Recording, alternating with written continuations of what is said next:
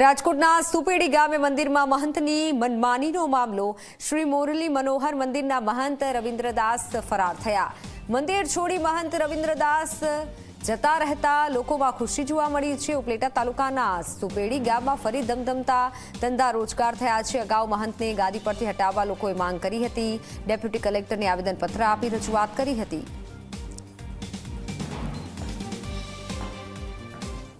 મુરલી મનોહરના મંદિરે મંત છે અને ડીસી પટેલ એ મનમાની ચલાવતા ગ્રામજનોને કઈ આવવાનું નહીં, ગામનું કઈ મારે ગામની જરૂર નથી, સુપેડી ગામના કોઈ એવું ચલાવતા દાદાગીરી।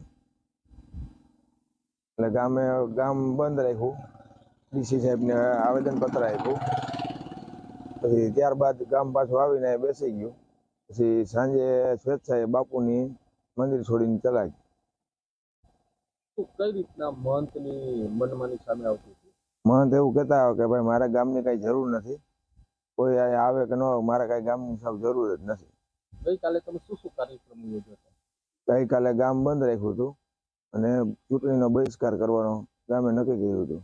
પછી મહંત વયા ગયા એટલે ગામ ત્યારે ખોલી નાખ્યું, ચૂંટણીનો બહિષ્કાર હવે નહીં કરીએ એવું ગામે નક્કી કરી નાખ્યું।